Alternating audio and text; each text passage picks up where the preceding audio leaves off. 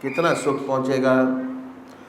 और जब ये ख्याल पैदा हुआ कि ईश्वर ही करता है, मैं नहीं करता, तो फिर कहने ही क्या, वही कर्म है, वही कर्म अब परमात्मा से मिलाने वाला हो गया, वही कर्म पहले बंधन में बांधने वाला था। तो यदि 70% किसानों का जीवन बदल जाए तो देश की काया पलट जाए। दूसरा बड़ा तबका बिजनेसमैन व्यापारियों का। 2% व्यापारी तो ऐसे हैं जिनके पास समय का अभाव है, समय ही नहीं है। सुबह से उठने के बाद रात तक इतनी पैसों की बारिश होती है कि गिन नहीं सकते। बोरियों में भरा फेंक दिया, ये नहीं जानते कि कहाँ खर्च करें, कैसे करें।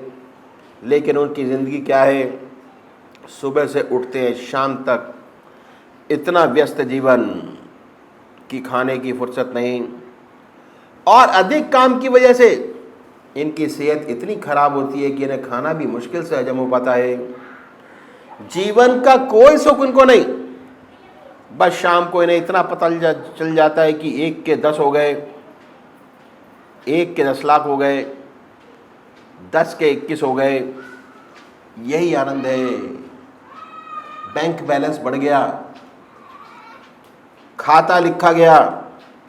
वैसे सोचे हमारे देश में जिनकी 25,000 माहवार की आमदनी है, वो सब प्रकार संपन्न, और अधिक पैसे की क्या आवश्यकता अगर सारे काम ठीक ठाक चलते रहे। मेरे ख्याल से तो ये ऐसे व्यापारी जिनकी तृष्णा का अंत नहीं, कर्जदार पैदा हुए। इन्होंने पहले जन्म में कर्ज लिया था, इनके जो बच्चे असली सुख वो उठा रहे हैं। किसी के पास 1 कार, किसी के पास 2, और किसी को अशोका होटल, किसी को ताज होटल, ऐश वो उठा रहे हैं। उस बेचारे को तो चिंता है इनकम टैक्स की, सेल टैक्स की। तो एक कर्जदार थे, अब कर्जा चुका रहे हैं, उनका जो इनकी संतान बनकर आए हैं। लेकिन ऐसों के लिए भी इन संतों जो ग्रस्त में हुए, बड़ा सुंदर तरीका बतलाया कि अगर आपका शॉपिंग सेंटर है, वहाँ बही खाता लिखते हैं, तो जैसे ही बही आपके सामने आए, कहिए ओम, अपने इष्ट देव को याद करिए, लिख डालिए। और जब लिख डाला तो कहिए ओम। अगर 1000 बार आपने बही लिखी तो 2000 बार नाम, 2000 बार नाम लेगा, उसका हमेशा ख्याल बना रहेगा। ऐसे बहुत से काम हैं जो बार बार करने पड़ते हैं, तब भी काम बन सकता है। उसके बाद बाकी जो बिजनेसमैन हैं, ऐसा तो होता नहीं कि हमेशा ग्राहक होता हो, कभी होता है कभी नहीं। आप अपनी दुकान पर जाइए, अपना सामान ठीक कीजिए, सफाई कीजिए, धूप बत्ती अगरबत्ती जलाइए, ईश्वर की याद में लग जाइए, आँख खोलकर ईश्वर की याद करें। ग्राहक आ जाए, अपने इष्ट देव को छोड़ दीजिए, ग्राहक से लग जाइए। जब ग्राहक संतुष्ट होकर चला जाए तो ईश्वर की याद में लग जाइए। पर बेकार गप्पों में अपने जीवन का लाभप्रद समय खराब न करें, या काम कीजिए या फिर ईश्वर की याद कीजिए। जब ग्राहक आ जाए, आप ईश्वर की याद को छोड़ दीजिए। इस तरीके से जब जब आप खाली होंगे, ईश्वर में, परमात्मा में अपने मन को लगाइए। अगर आप ऐसा करेंगे, 12 घंटे दुकान पर रहते हैं, सुबह 8 बजे से रात्रि 8 बजे तक, तो भोजन वहीं करते होंगे। वह समय तो ईश्वर को देना ही है। उसके बाद आराम भी करते होंगे। अगर 12 घंटे में 6 घंटे ग्राहक आया, 6 घंटे नहीं आया, तो 6 घंटे ईश्वर का ध्यान, अपने इष्ट देव का, और 6 घंटे दुनिया का काम। कोई अंतर नहीं आएगा। जैसे आज आपकी दुनिया है वैसे ही रहेगी। जोर इस बात पर है कि अपनी ज़िंदगी का कोई भी समय खाली बर्बाद नहीं करना। अगर दुनिया का काम करते हैं तो कोई अर्थ नहीं। अगर एक इंडस्ट्रियलिस्ट है, बड़े बड़े कारखाने खोलता है, देश की समृद्धि बढ़ती है, रोज़गार बढ़ता है, कल्याण का काम है। अगर उसकी निगाह सिर्फ पैसा कमाने पर है तो खराबी है, बंधन है। कर्म किस भावना से किया जाता है बड़े मायने रखता है। अगर उद्देश्य यही है कि सिर्फ पैसा बने तब बंधन का कारण है, कर्म दूषित हो जाता है। अगर इसके पीछे सुंदर भावना है कि परमात्मा ने मुझे ऐसी स्थिति में रखा, मेरे पास संपत्ति है, धन है, नए नए कारखाने खोलता है, हमारे देश की समृद्धि बढ़ेगी, रोज़गार बढ़ेगा, देश का कल्याण होगा, पैसा भी मिलेगा तो ही है, इस भावना वाले को भी मिलेगा, और जो पैसा कमाने के लिए करता है उसको भी मिलेगा। बड़ा अंतर पड़ जाएगा। भावना से एक परोपकारी बना देगी, दूसरा बंधन का कारण हो जाएगी। भावना ही सब कुछ है। हर जगह लिखा होता है कि वर्क इज़ वर्शिप, काम ही पूजा है, पर हर काम पूजा नहीं है। आप काम को पूजा में बदल सकते हैं। जिस भावना से करेंगे उसी भावना से होगा। तो भावना बड़ी प्रधान चीज़ है। किस भावना से आप काम किया जा रहा है उसके बड़े मायने हैं। भावना की वजह से कर्म का फल बदल जाता है। भगवान कृष्ण के पास सुदामा जी गए, चूड़ा था, चावल था उनके पास। उस ज़माने में उसकी क्या कीमत रही होगी, 1 कौड़ी की भी नहीं, लेकिन भावना थी। किस भावना से आप काम करते हैं, ये बड़ी चीज़ है। वही ऊपर उठाने वाली है, वही नीचे गिराने वाली है। यदि वही इंडस्ट्रियलिस्ट इस भावना से काम करता है कि हमारी देश की समृद्धि बढ़ेगी, पैदावार बढ़ेगा, देश खुशहाल होगा, तो सच्ची सेवा कर रहा है। अगर शोषण करने के लिए करता है कि मेरा पैसा बने, तो अलग बात हो जाती है। तो हमने देखा कि यदि दुकानदार चाहे 10 के 16 घंटे बड़े आराम से बना सकता है ईश्वर के, 6 घंटे परमात्मा की याद के नहीं है, क्योंकि उसमें व्यवसाय का काम करता है। ये हमने 2 चीज़ों पर प्रकाश डाला। अब तीसरा स्टेप आ जाए।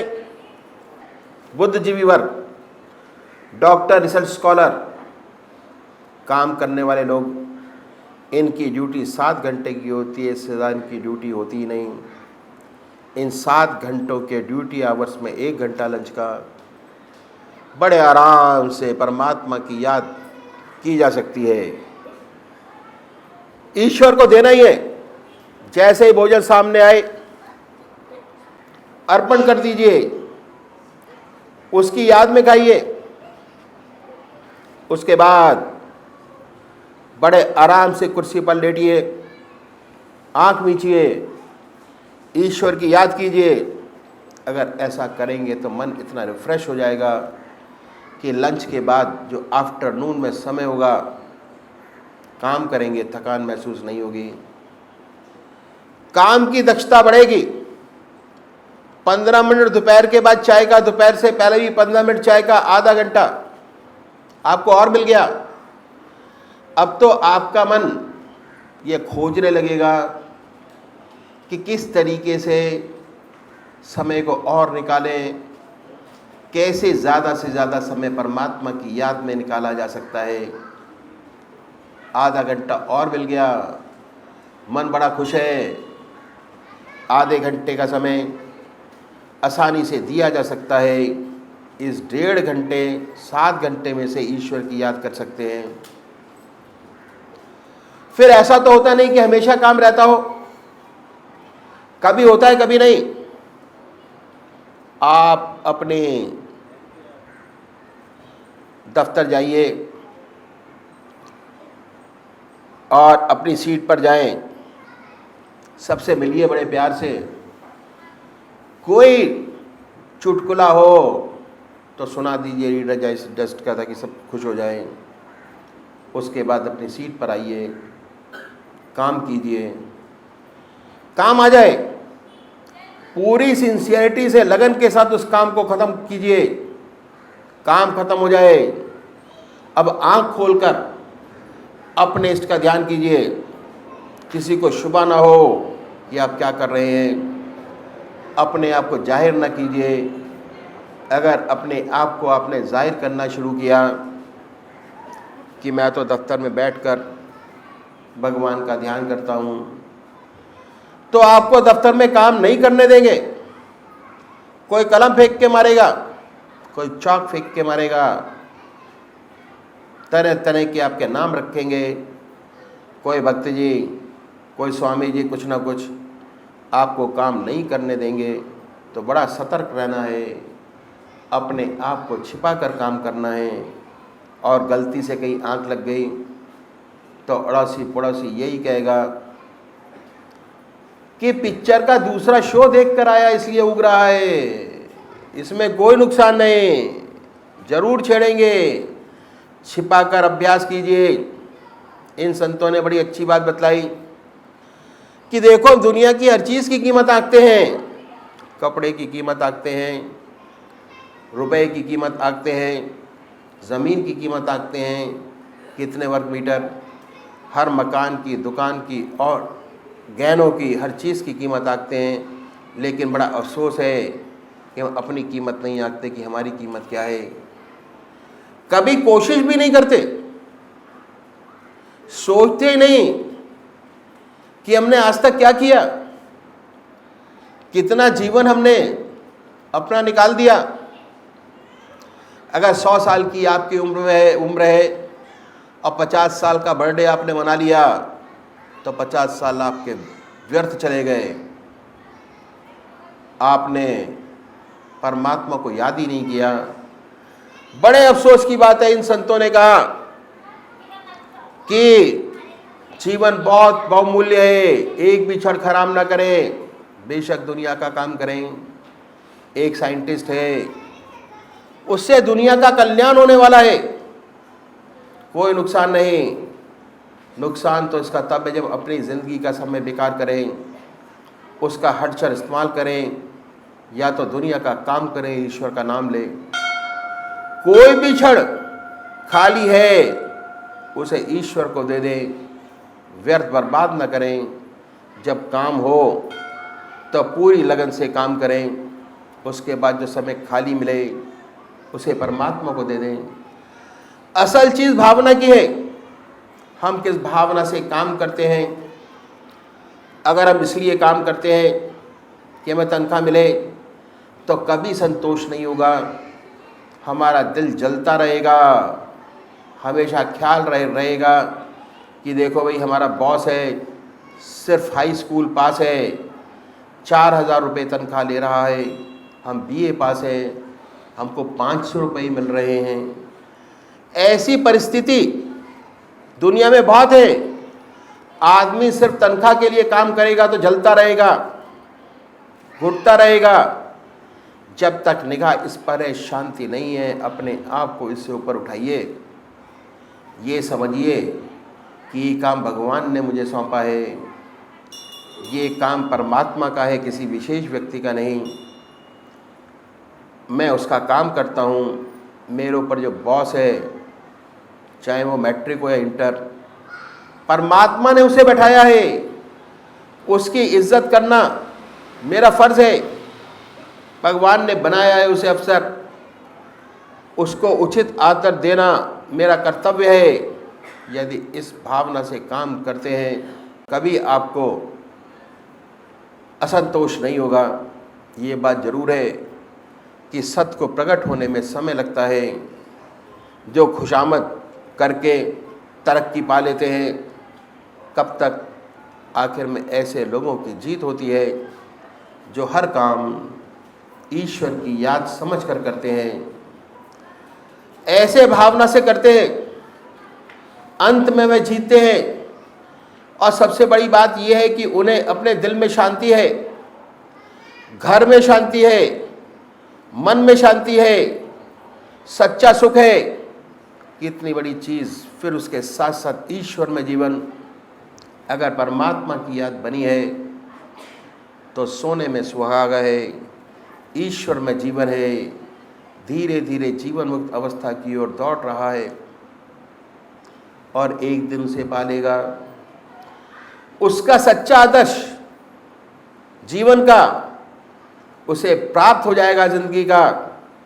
तो भावना बड़ी प्रधान चीज़ है। किस भावना से काम करते हैं उससे हर काम में बड़ा अंतर आ जाता है। इस प्रकार हमने देखा कि जितने बुद्धिजीवी हैं ज़्यादा से ज़्यादा 6 घंटे 8 घंटे काम करते हैं, इससे ज़्यादा तो काम होता नहीं। 24 में से 8 घटाएं तो 16 बचते हैं। इस प्रकार यदि प्रयत्न करें तो 16 घंटे बड़े आराम से अपने बना सकते हैं। 16 घंटे ईश्वर का ध्यान, 6 घंटे दुनिया का काम।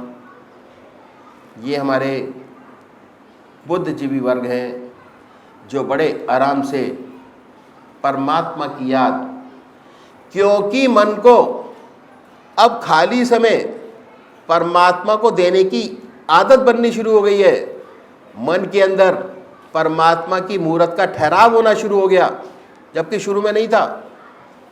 शुरू में अगर आधा घंटा हम पूजा करते थे, बड़ी मुश्किल से अपने मन को कंट्रोल करके आधे घंटे का समय निकालते थे। उसमें 5 मिनट भी बड़ी मुश्किल से परमात्मा की याद और ध्यान कर पाते थे। अब उल्टा होना शुरू हो गया, उलटधार शुरू हो गई। पहले 8 घंटे अपने बनाए, मन के अंदर स्थिरता पैदा होनी शुरू हो गई, स्थिर होना शुरू हुआ। जो सोचने लगे आप वो होने लगा। उसके बाद दूसरे स्टेप पर आए। 16 घंटे हमने कैसे बनाने इसके बारे में बहुत डिटेल में मैंने आपके सामने रखा। हर साधक, हर परमात्मा को मानने वाला बड़े आराम से 16 घंटे अपने बना सकता है। जब 16 घंटे बन गए तो हमारे शरीर के अंदर बहुत सारे स्पिरिचुअल ग्लैंड्स हैं, वो धीरे धीरे एक्टिव होने शुरू हो जाते हैं और उनका आनंद जब आना शुरू होता है तो बाहर की चीज़ों में मन ज़्यादा नहीं लगता। इंटरनल एक्सपीरियंसेस होने शुरू हो जाते हैं और बड़े आराम से परमात्मा फिर मौका देता है कि इस रास्ते में बड़े आराम से बढ़ते चले जाइए और अनुभव युक्त जीवन व्यतीत करते चले जाइए। परमात्मा तू है, तेरी इच्छा पूर्ण हो।